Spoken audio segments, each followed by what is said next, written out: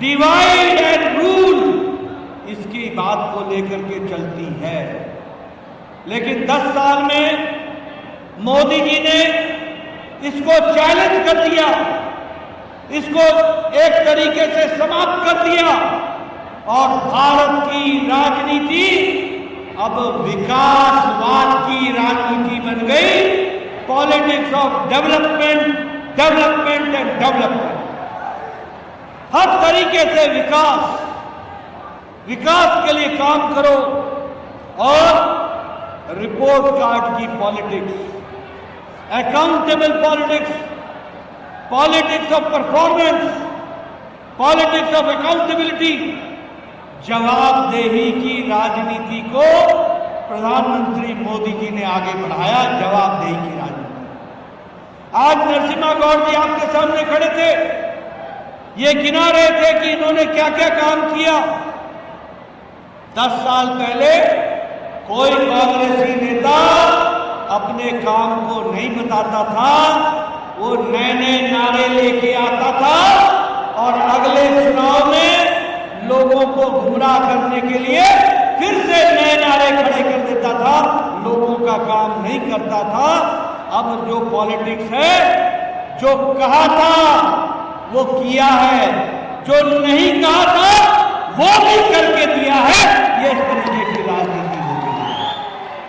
मित्रों, आज मोदी जी के नेतृत्व में सबका साथ, सबका विकास, सबका विश्वास, सबका प्रयास, इस काम को हम आगे बढ़ा रहे हैं। मुझे खुशी है ये बताते हुए कि आज मोदी जी के नेतृत्व में भारत आत्मनिर्भर भारत बन रहा है, सेल्फ रिलायंट भारत बन रहा है। यहां बैठे लोगों को मैं बताना चाहता हूं कि 10 साल पहले भारत की अर्थव्यवस्था, भारत की इकोनॉमी 11वें नंबर पर खड़ी थी दुनिया में, 11वें नंबर पर।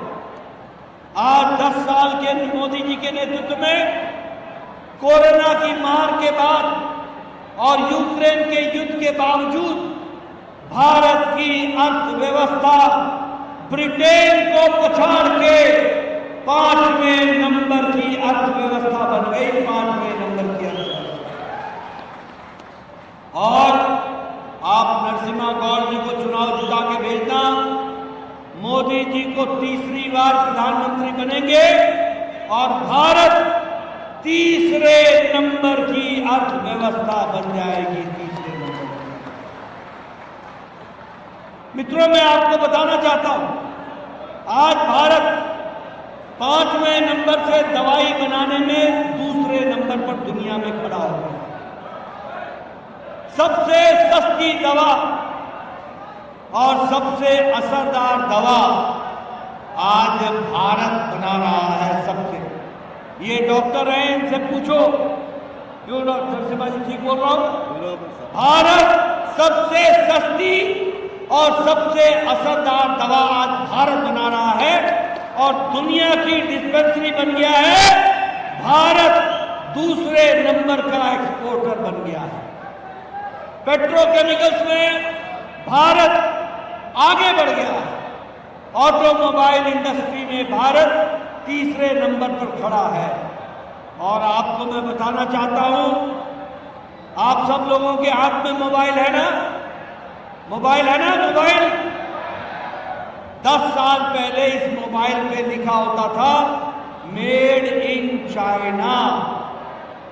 10 साल पहले इस मोबाइल पे लिखा होता था made in Korea, made in Taiwan, made in Japan. आज अपने मोबाइल को खोल करके देखो, लिखा है मेड इन इंडिया। ये आज आत्मनिर्भर भारत बन गया। स्टील में, इस्पात में भारत दूसरे नंबर का देश बन गया है, दूसरे नंबर का देश। मित्रों, मैं एक बात और बताना चाहता हूं। गांव, गरीब, वंचित, पीड़ित, शोषित, दलित, युवा, महिला, किसान, इनकी अगर किसी ने चिंता की है तो प्रधानमंत्री मोदी जी ने चिंता की है, मोदी जी ने चिंता। मैं आपको बताना चाहता हूं, ये गौर साहब बैठे हैं, ये हमारे रेड्डी साहब हैं, सुरेश रेड्डी, हमारे एक्स एमएलए से सब एमपीज हैं। इनसे पूछो, आज प्रधानमंत्री अन्न योजना में 80 करोड़ लोगों को 5 किलो गेहूं और 5 किलो चावल और 1 किलो दाल दिया जा रहा है। और आपको जानकर खुशी होगी कि तेलंगाना में 2 करोड़ लोगों को 5 किलो गेहूं या 5 किलो चावल दिया जा रहा है। मित्रों, इसका फर्क ये पड़ा है कि आज भारत की गरीबी की रेखा के नीचे बिलो पॉवर्टी लाइन रहने वाले लोगों की जो संख्या थी, आज 25 करोड़ लोग बिलो पॉवर्टी लाइन से निकल करके अबव पॉवर्टी लाइन में पहुंच गए, विकास की दृष्टि से आगे बढ़े। मित्रों, 11 करोड़ लोगों को, 11 करोड़ 78 लाख लोगों को लगभग प्रधानमंत्री किसान सम्मान निधि में हर चौथे महीने 2000 रुपए किसान के खाते में सीधे जा रहा है, प्रधानमंत्री किसान सम्मान निधि। और 36 लाख किसानों को ये 2000 रुपए तेलंगाना में भी उनके घरों में जा रहा है, सीधे उनके खाते में जा रहा है। इसको भी हमको याद रखना चाहिए। और आप नरसिम्हा जी को जिता के भेजेंगे। भारत दाल में और तेल में मोदी जी के नेतृत्व में 5 साल में आत्मनिर्भर हो जाएगा, सेल्फ रिलायंट हो जाएगा। अब दाल बाहर से नहीं लानी पड़ेगी। आपको जानकर खुशी होगी कि 5 साल में मोदी जी ने तय किया है कि किसानों से मोटा अनाज, श्री अन्न इतना पैदा होगा कि भारत दुनिया का हब बन जाएगा श्री अन्न में और आगे विकास करेगा। इसको भी हमको ध्यान में रखना होगा। मित्रों, अब आपके यहाँ अभी गैस सिलेंडर से आती है, आप नरसिम्हा गौड़ जी को भेजेंगे। अब आगे मोदी जी ने तय किया है कि हर घर गैस पाइप से जुड़ करके कनेक्शन मिलेगा और सस्ती गैस घर पहुंचेगी, इसकी भी व्यवस्था की जाएगी। मित्रों, प्रधानमंत्री ग्रामीण आवास योजना, ये जो बीआरएस है ना, ये चंद्रशेखर राव, केशव चंद्रशेखर राव, आपको 2 BHK मिला क्या? मिला क्या 2 BHK? खा गया ना? आपने इसकी छुट्टी कर दी ना? अब नरसिम्हा गौड़ जी को भेजना। प्रधानमंत्री मोदी जी ने 4 करोड़ आवास योजना बनाए हैं और 3 करोड़ आवास योजना और बनेगी। 3 करोड़। और मित्रों, आपको एक खुशी की बात बताना चाहता हूं। अगले 5 साल में गौड़ साहब को MP बनाना, प्रधानमंत्री हर घर सूर्य मुफ्त बिजली योजना बनाई जा रही है। अब आपका बिजली का बिल 5 साल में 0 हो जाएगा, 0। मुफ्त बिजली मिलेगी। हर घर के छत पर सौर ऊर्जा लगाई जाएगी और जो बिजली आपके खर्च करने के बाद आपके सौर ऊर्जा से बचेगी, वह बिजली सरकार खरीद लेगी और आपको उसका आमदनी मिलेगी। यह परिस्थिति आकर के खड़ी है। मित्रों, आयुष्मान भारत, आज आपको मालूम है, यह गौड़ साहब थे MP जब मैं स्वास्थ्य मंत्री था। भारत के 10 करोड़ 74 लाख परिवार, 55 करोड़ लोग, और उस 55 करोड़ लोग में जो जुड़े थे उसमें तेलंगाना में भी उसके लिए जो जोड़ने का काम हुआ था, उसमें 26 लाख परिवारों को जोड़ा गया था। 26 लाख परिवार जिनको गंभीर बीमारी से लड़ने के लिए 5 लाख रुपए का हर साल मोदी जी हेल्थ कवर दे रहे थे, 5 लाख रुपए का। अब मेरी बात जरा और गौर से सुनना। नरसिम्हा गौड़ जी को एमपी चुनाव जिता देना। मोदी जी ने तय किया है कि इस देश में जिसकी भी उम्र 70 साल से ऊपर है, कोई भी बुजुर्ग, कोई भी माता, कोई भी मेरी बहन, कोई भी मेरी माता जिसकी उम्र 70 साल से ऊपर की हो गई है, किसी भी जाति के, किसी भी आमदनी की, किसी भी मजहब की, किसी भी धर्म की, उसको मोदी जी के तरफ से हर साल आयुष्मान भारत में गंभीर बीमारी से लड़ने के लिए 5 लाख रुपए का हेल्थ कवर दिया जाएगा। और आपको जानकर खुशी होगी कि इसके साथ साथ तो तय हुआ है कि जो हमारे किन्नर भाई हैं जिनकी किसी ने चिंता नहीं की, उनको भी 5 लाख रुपए का आयुष्मान भारत का कार्ड मिलेगा। मित्रों, मैं यहां आपको बताना चाहता हूं कि मोदी जी ने तेलंगाना के विकास के लिए कोई भी कसर नहीं छोड़ी है। 1.6 लाख 1.60 लाख करोड़ रुपए मोदी जी ने टैक्स के माध्यम से तेलंगाना को पहुंचाया है और उसी तरीके से 1.10 लाख करोड़ रुपए ग्रांट इन एड तेलंगाना को दिया है और विकास किया है। रेलवे बजट तेलंगाना का 20 गुना बढ़ा दिया गया, 20 गुना। और आपको जानकर खुशी होगी कि सिकंदराबाद महबूब नगर का रेलवे का लाइन, इसको इलेक्ट्रिफिकेशन करने का काम किया है। 3 वंदे भारत ट्रेन तेलंगाना में चल रहे हैं और भारतमाला में 4 आपके इकोनॉमिक कॉरिडोर बन रहा है। हैदराबाद इंदौर, सूरत चेन्नई, हैदराबाद पणजी, और इसी तरीके से विकास के लिए हैदराबाद के साथ साथ नए जगहों को जोड़ने का काम हमारी सरकार ने किया। और आज हैदराबाद विशाखापट्टनम ये अभी ग्रीन कॉरिडोर बनाने का काम किया है। मुझे यहाँ बताते हुए जो बहुत खुशी हो रही है वो इस बात की हो रही है कि मैं जब प्रधानमंत्री मोदी जी ने, जब नरसिम्हा गौड़ जी सांसद रहे तो 9,000 करोड़ रुपए का नवा राजनलू 9,000 करोड़ रुपए का विकास किया।